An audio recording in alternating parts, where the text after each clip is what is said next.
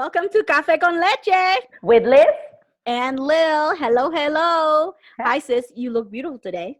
Hello, Queen. You look stunning. I like this yellow background you've got going on. Thank you. I like your background. Oh, thank you. We're color blocking. We're on trend. Yeah. Hey. It's like we're fancy and stuff. Mira. What did you do today? I made coffee. Good. And excellent work. Breakfast. And got ready for this. Perfect. Do my hair very often. So. I only do my hair and makeup. I've got to do an audition, so that's why I look the way I look. I self-taped this morning. Ooh. I have not eaten yet. Prioritized coffee first, so winning. And we have a very special guest for you guys today. Alyssa, tell them all about it. We're so excited to welcome our guest, Luis Salgado, original Broadway cast member from In the Heights. He played Jose, and the founder of R.Evolución Latina. Woo, woo, woo. Here we go.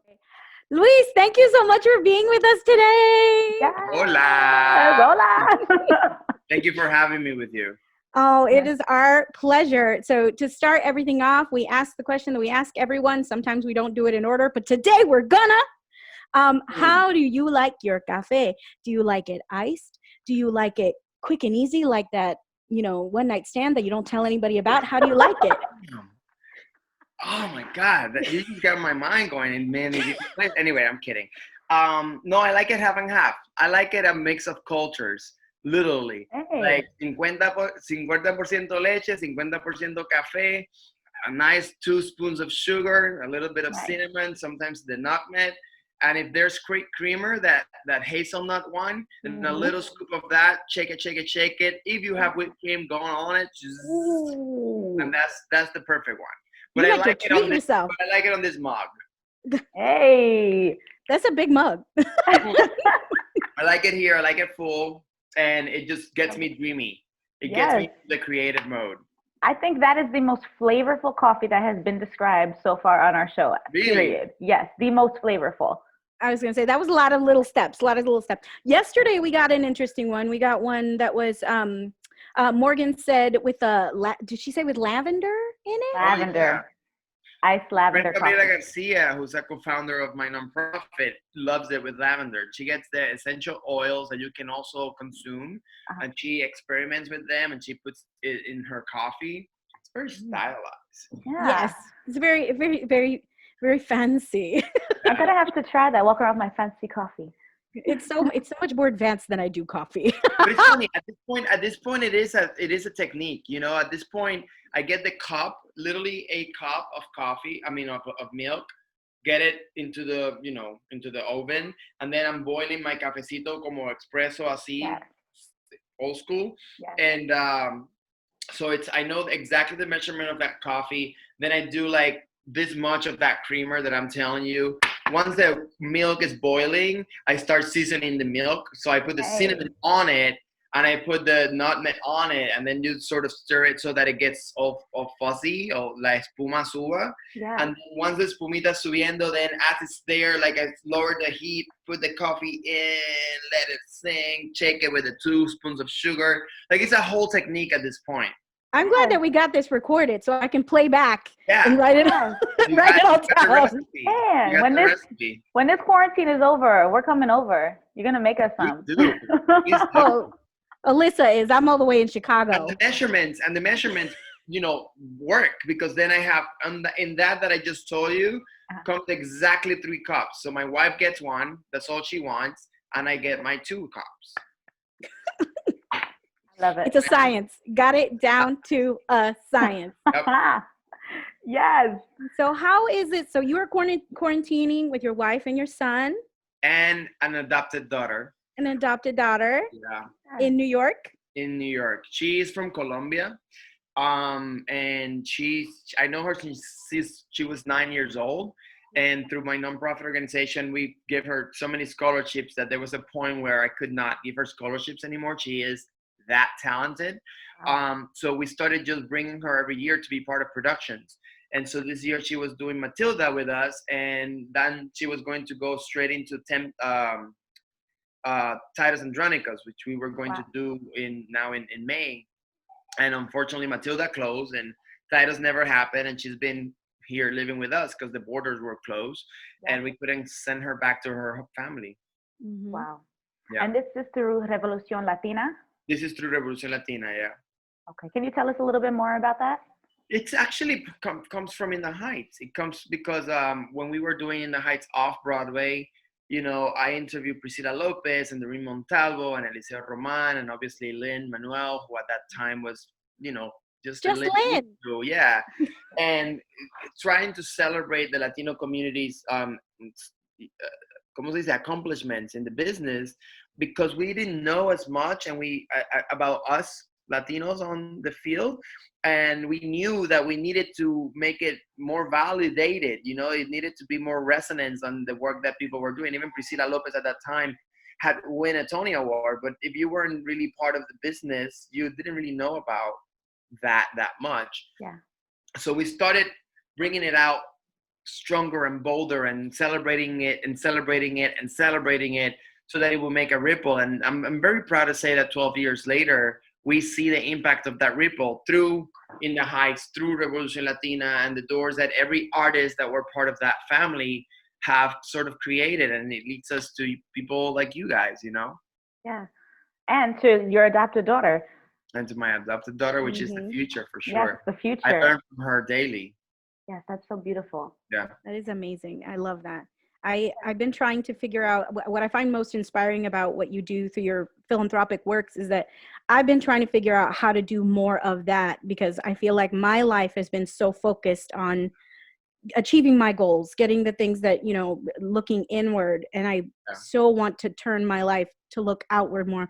And I've always said, you know, like, if you help people up, you know, your hands are already there and they can reach back and help you up. And you know, but it's also a little bit of a science in a weird way. And I don't mean to sound neither cocky or pretentious with this, but the thing is that when you are in an airplane and the airplane's gonna crash, the first instructions you receive is please make sure you put your mask on first, to then assist others. And so I think the formula or the thing that happened with me is that I come from somebody having put on his mask and put it then on me. And so that's the teacher that I always credit that, you know, got me started in the arts when I was in 5th grade, when I was 9 years old, and it literally changed my life. And that person had found his own success in teaching and very gracefully pass it on to me. And so fast forward, you know, 10 years after that, I'm 19 and I'm meeting New York City and I'm dreaming of being here and making something out of this opportunity. And then fast forward another, I don't know what, 5 years, and now I'm 24 and I get my first off-Broadway show. And in that journey, during that time, 24, 25, I get my first big defeat, you know, like Mambo Kings doesn't make it on Broadway. I feel pushed aside for being a Latino. It gets a big bang of confrontation within myself, my culture, my passion. And then immediately after, In the Heights happened. And so I am in the place where all of a sudden I'm driving towards those dreams. And it's a little bit like, yes, it's a selfless thing to say I want to pass it forward, but it's also a very selfish thing to say we're fucking making it, you know. And so it takes a little bit of that science. So if it makes sense that if you're looking to achieve that thing you want, be selfish, allow yourself to do that thing you want. Now, don't forget that when you were in the journey, you wanted to give back. And so when you make it, that's when you really have to check in and say, am I ready to put it back to those who come after me? And so there is a moment of turn, there's a moment of humbleness, you know, that you must not forget about the rest. And so that's my invitation to you. Like, be selfish, do what you need to, because if you don't put your mask on, you're not really gonna be in a position of giving. But the moment that you find that you have something to give, please do commit to giving, you know, because the people behind us, needed. And I don't need to say behind us, because I'm behind 1,000 people right now.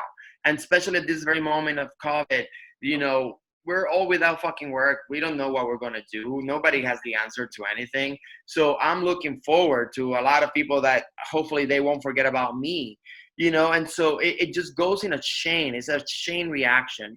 But what I'm saying is there's a little bit of that formula in my mind that you must be in a healthy place in order to really give from your heart. Yeah. Oh, I love that. Church, thank you. Yes. I know.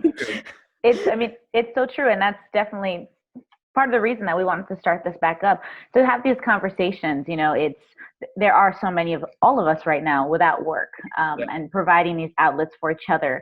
You know, we've spoken to a few other friends who not everybody's feeling creative right now. They need to just take time to process, to take care of their mental health, their mental well-being. But for those of us who are feeling creative, kind of helping to stretch those hands out right now and keep us together and lift us up is so important. So yes. Yeah. Amen.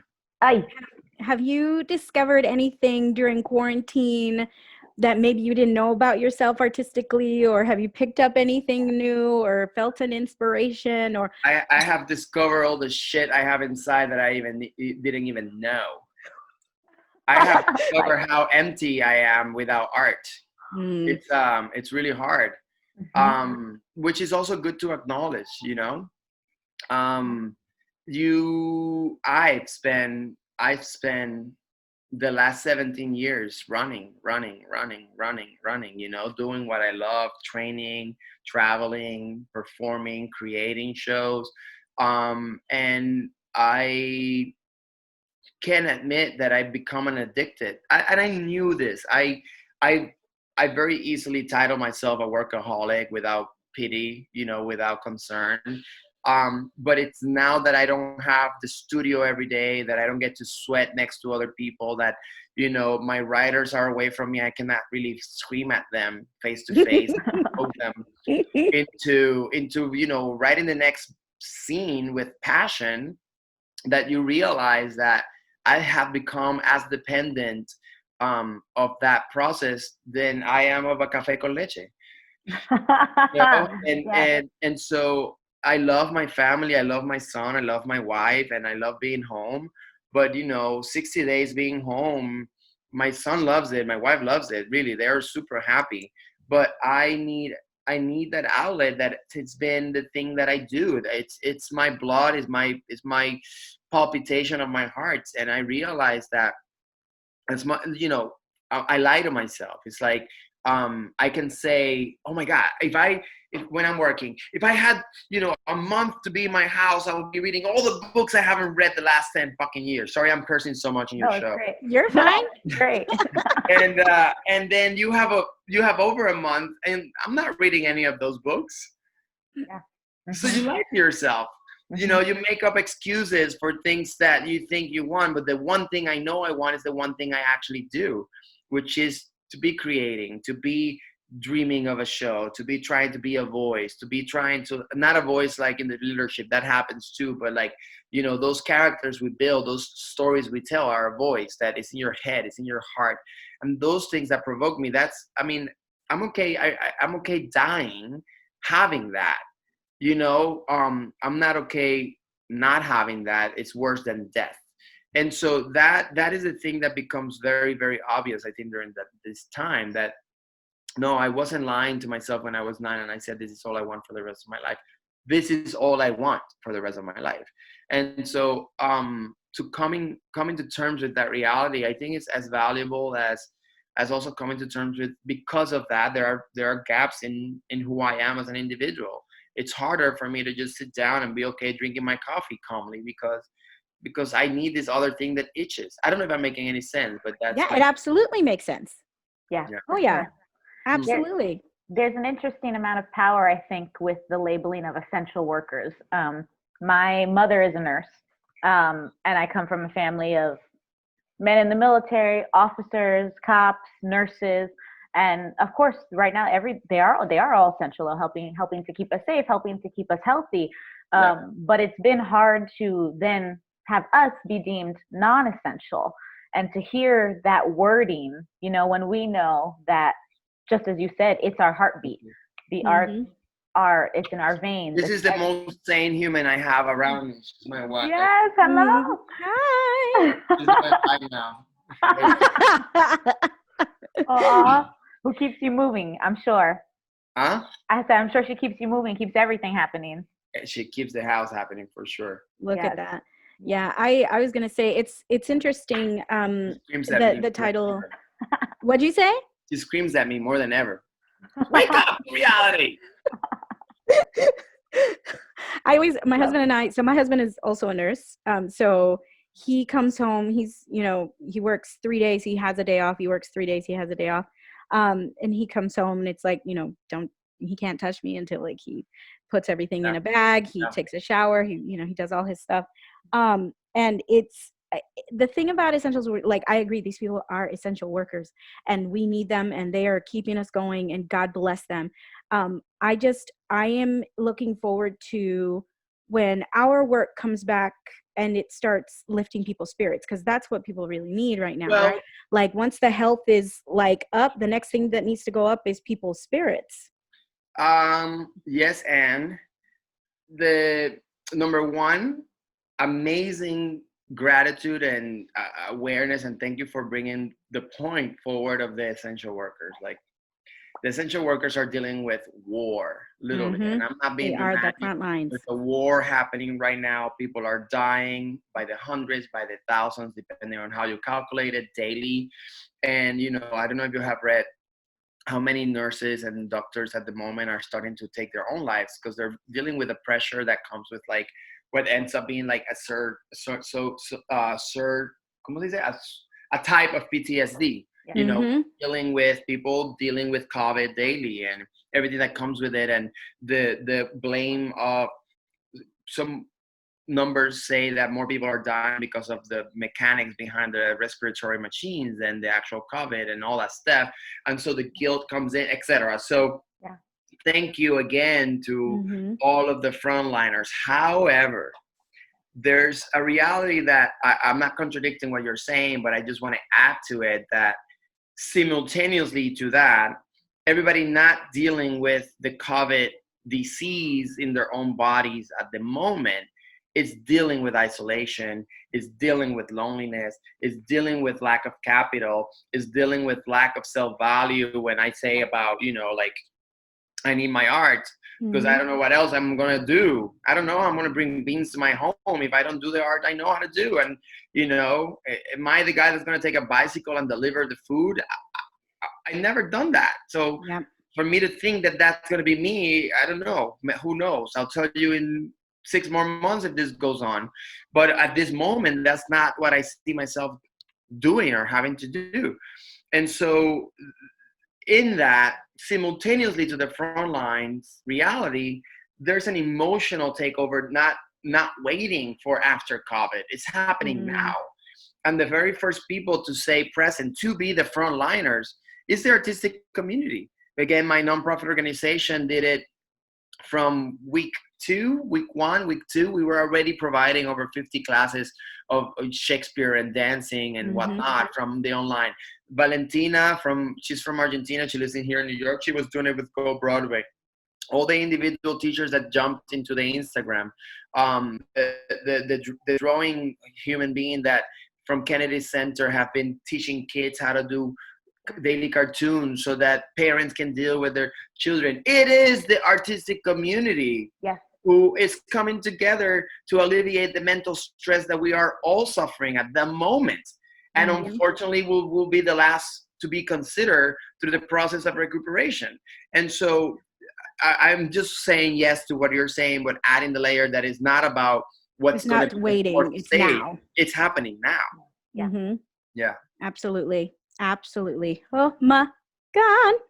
Oh, I love how passionately you talk about everything. It's very exciting. Oh, thank you. You're welcome. In the Heights on Broadway, they call me Pasión. Pasión. That was my nickname. Yes. Can you tell us a little bit more about your experience? I know that we're talking about the present, but if we can dial back to the past and you let us know what led up to what you were going through in your career when the show came into your life. I just What was realized that my name here says Revolución Latina, by the way. I'm going to change that. Oh, see, and I loved that. I was like, I want people to be able to see that. Sorry.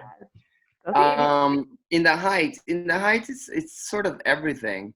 In the Heights is it was a time in my life where you just kind of mentioned. I don't know if it was now with you or I was doing an interview for a radio in Peru an hour ago, and Jaime Lozano, a composer, was talking about the way that sometimes we denied our own culture. And I think when I moved to New York, at first, not that I denied the culture purposely, but at first I was very much like, I already dance plena, I already dance bomba, I already dance salsa. Like, I want to learn hip hop, I want to learn contemporary, I want to learn musical theater, I want to be like Desmond Richardson. Like you have all these things that are outside of you. Yeah. And then the Mambo King situation that totally marked my life happened, and I realized, shit, like I am responsible for that elevation of who I am. If I don't want to just play a Latino Bernardo type, I have to be everything that I am as a Latino that is not Bernardo. And so the reality hit real quick. And so In the Heights was that realization of really fully being and allowing myself to be and to show that being to the world in the character of Jose that in my ensemble track I had, in the choreography's contribution that I got to make through Carnaval del Barrio, the club number, the opening number. When you look at something like Carnaval del Barrio, I was celebrating and sharing steps that I learned in 5th grade. So, and we're even quoting the town where I come from, Vega Alta. Mm-hmm. And so the In the Heights was all of that, plus the holding hands with people that look like me, that speaks like me, that thinks like me, that feel touch for the things I feel touch. And it becomes about community. And if you see, we're still building community. And In the Heights was all of that thing. We're building community because we have a common thread, and that's called In the Heights. Yeah. I'm about to start crying. I'm getting emotional about it. No, it's something specific that you said about, so I was born in Puerto Rico. I was born in San Juan, but my family lived in Rio Grande.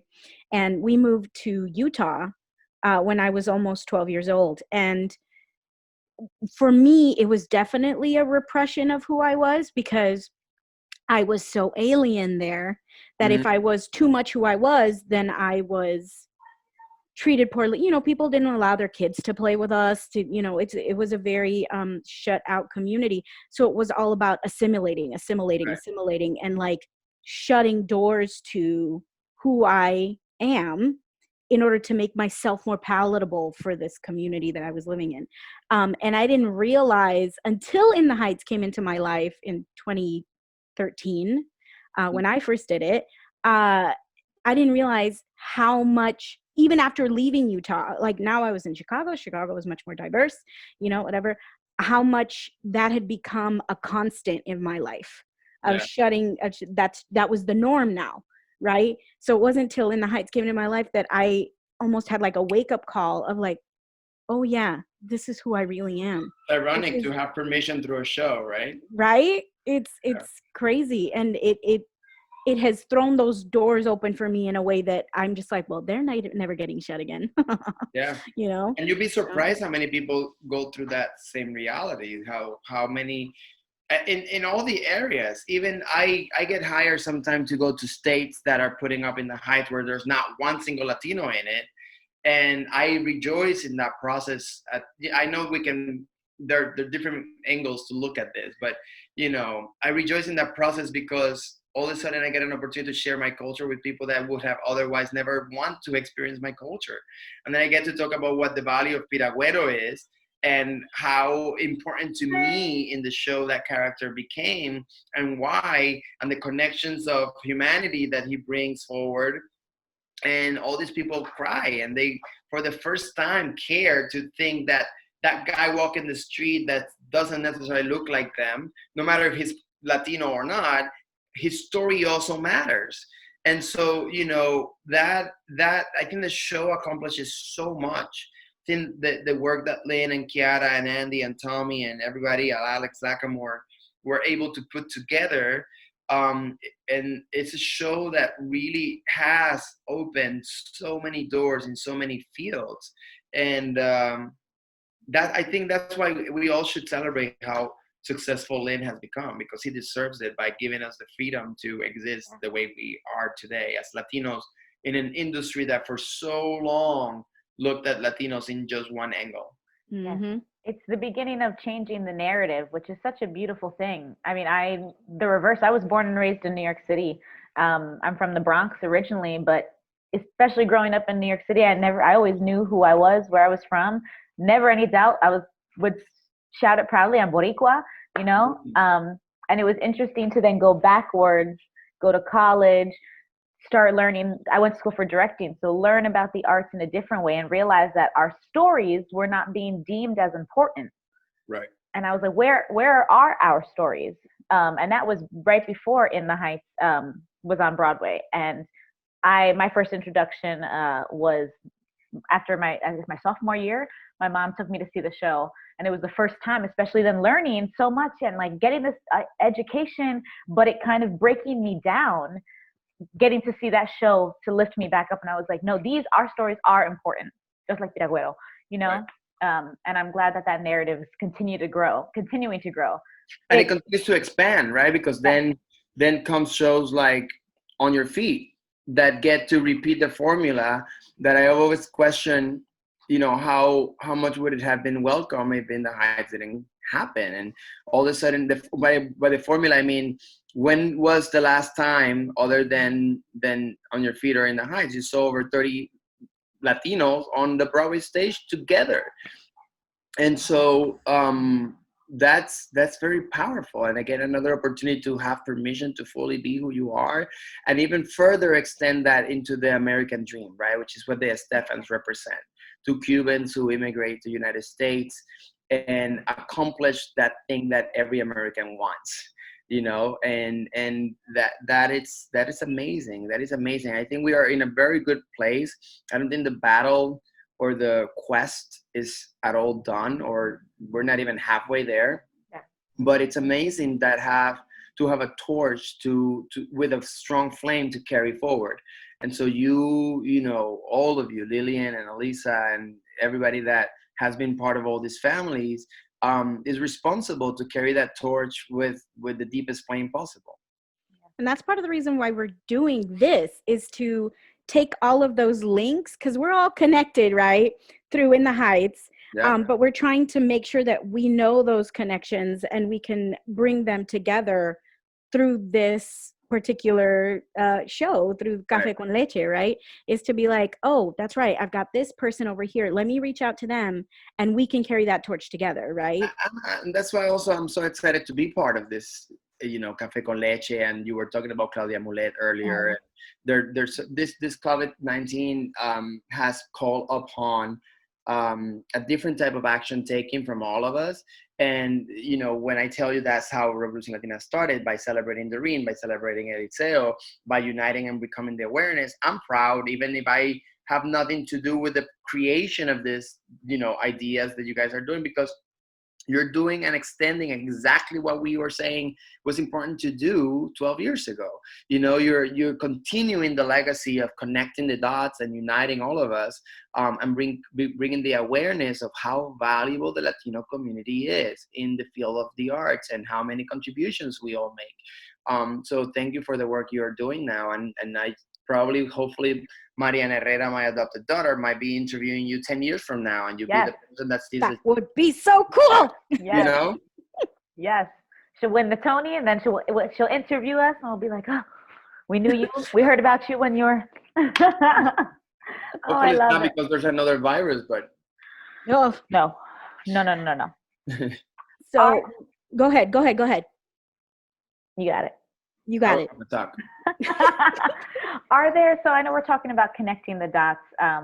We mentioned R.Evolución Latina. Are there is there a particular theater or organization that, especially during this time, that you want to highlight for our audience? First of all, how could I not connect R.Evolución Latina, which is, you know, a nonprofit organization that I believe in, and that I know the work that it does, and that it does it for free, because we believe in giving arts as a tool to the world. So I was going to say, I've got your mission statement here because I did my homework. hey, R.Evolución Latina's mission statement. R.Evolución Latina is an organization that activates individual and collective human growth through artistic experiences for transformation and social change. A revolution of evolution, making a difference through the arts. Yeah, and to activate is to create change. The revolution is to create change. It's a revolution of evolution through the arts, because the arts changes us. The arts gives us the tools to be able to be more human every single time you experience art. And so that would be, of course, the first one, revolucionlatina.org. And then I would give you two more that come to mind right away. One is GALA Theatre in Washington, D.C. I have had the honor of working with Teatro Gala and actually produce a bilingual version of In the Heights, like 80% Spanish, 20% English, bilingual. And I think they have been really impacted by this reality. They lost so much opportunities and monies and grant, like every other theater, but I feel for them. This is a couple that's been holding the torch of this theater for over 40 years. And it's unfortunate, to see them suffering right now in this way. So I would say GALA Theatre, it's an institution that will give us all work in the future if we can. And we will include their website with the video. Thank you. And then the last but not least, closer to New York, closer to my house, I would say Pregones Theater. Pregones Theater, led by the fierce Rosalba Rolón at the moment. They took over PRTT, and another reality scenario where a wonderful company that creates a lot of opportunity for the Latino community in the Bronx and in Manhattan have been impacted. So those will be the three organizations I will call out. Perfect. If you were to give just a couple words, I mean, you've given so much inspiration in this interview, and I can't thank you enough, not just to our audiences, but even to us. Thank you for lifting us up, not only with your actions, but with your words, and helping to pave the way for us to do things like this now. But can you share just a couple of words with other Heights Familia about things to hold dear to their heart, or how to move forward? With other Heights Familia, that changes everything. I want to see your faces. Yesterday was Mandy Gonzalez. They were honoring her in the movement of breast cancer awareness. And I just got the video. I wasn't able to see it last night, unfortunately, because I was working through our online systems of today. I saw the video, and it was so good to see the face of Lynn, La Farga, Doreen Montalvo, to see all these amazing humans connected there, Eliseo Roman, all these humans that I'm telling you, been part of my life for the last decade and change.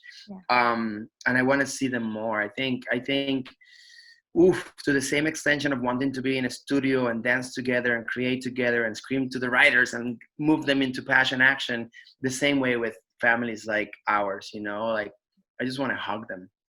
And so I think the message is, can we do everything we can to protect the world, the water, the nature, the realities the ecosystem realities that take care of all of us, that we've been ignoring so blindly, and that now we realize that something at some point is going to come back to bite us in the butt. And when I say I want to hug you, and I want to see you, I think I'm also saying to the world, let's take care of each other more, so that we can hug, so that we're not isolated in our homes for years and years. It's a bigger responsibility, call to action that is being asked of all of us right now. And I think that would be my message. Love that. Thank you. Thank you so much for coming on here with us. We were so excited to get you. Thank you for allowing me to be with you. It's so much fun. You guys are, it's like so much fun to see the generations of In the Heights families taking ripples of actions and inspiring the world, one interview at a time. So somebody paved the way for us, so we have to help continue that way for other people. And you are doing it. So thank you. And it's, it goes in circles. So as I speak to you, I'm inspired myself. So thank you. Thank you. Thank you. I love it. All right. Well, I'm going to wrap this thing up. Thank you so much, Luis, for being here with us.